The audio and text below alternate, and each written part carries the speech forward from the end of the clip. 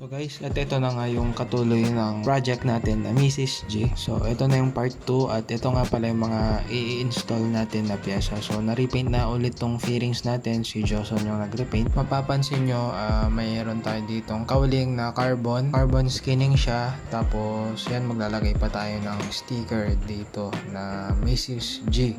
Ubeng nga yung datingan nito. So tara, install na natin. So yan, dito natin banda ilalagay yung kanyang sticker. So kinuha ko na nga pala agad tong kanyang kaha kahit wala pang top coat. So yun lang. Gusto ko na kasing ikabit. Pero syempre papatop coatan din natin yan. Ito nga pala yung carbon na dibdib. Then, actually, voice over na nga to. So, itong carbon na dibdib is hindi natin na-install. So, tinest-fit ko siya kasi actually, napabayaan na tong dibdib niya. Then, yun. Ang ending, kumuha rin tayo ng bagong dibdib. Then, ito nga pala yung kanyang rear shock 265mm na fluorescent yellow na SSR, yung kanyang brand. So, hindi ko na sasabihin kung magkano ko nabili yan. Yan lang naman yung bagong ilalagay natin dito. Tapos, hindi ko na nga pala napakita sa inyo na mayroon pa pala tayong light gray na Araro na i-install dito. So wala siya dito, andun pa kasi. So pagpasensya nyo na, ngayon lang ulit tayo ganito voice over kasi tinamad na magsalita habang nagdi-video dito. Sobrang dami ko rin kasing ginawa nung araw na yan. Tsaka gusto ko na rin talagang mabuo tong Mio, makita yung kanyang itsura na may kaha. Actually, hindi naman natin siya pang show. Gusto ko lang naman may itsura kasi ito yung panlaro natin, yung panglaro na ewan mo, hindi mo maintindihan kung malakas ba o mahina. Pero syempre, nangangarap din naman tayo na makapwesto sa karera. So, tsaga-tsaga lang din sa pagtotono, sa pagsubok ng mga iba't ibang pyesa. Yan, nag-explore pa tayo as of now. So, yung last sana nasasalihan natin is yung sa Ilagan. Kaso, hindi natuloy. Pahinga muna tayo.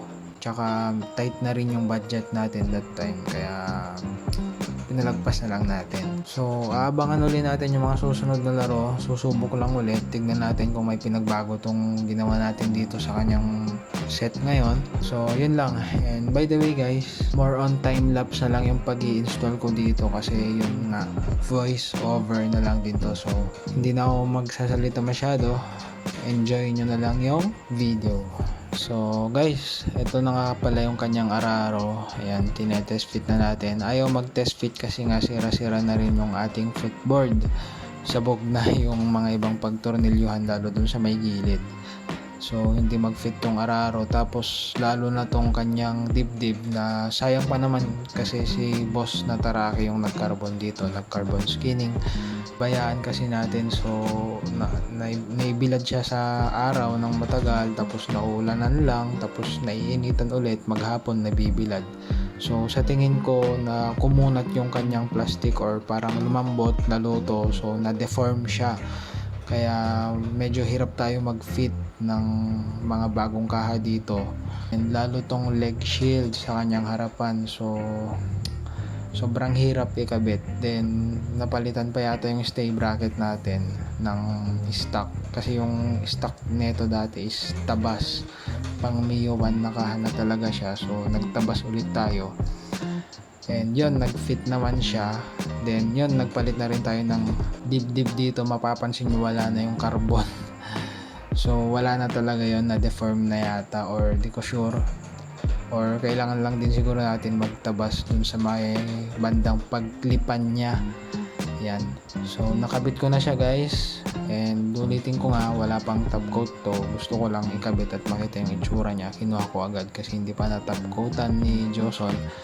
So soon ibabalik ko din naman sa kanya to para ma-top coatan niya kasi sayang naman kung walang top coat to, para may pinupunas-punasan naman tayo tuwing umaga.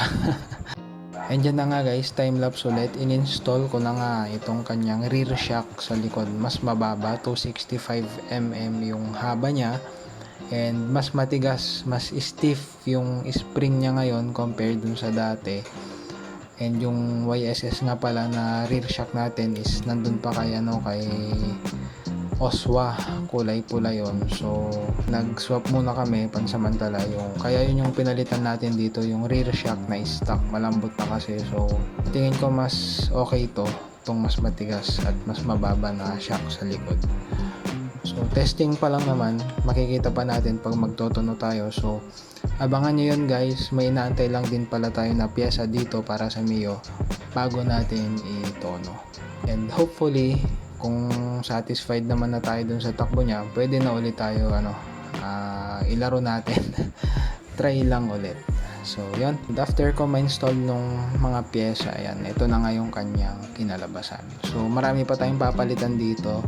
Abang-abang lang dito sa ating project na Mrs. G dito sa Mio. So yun lang, and hanggang dito na lang muna.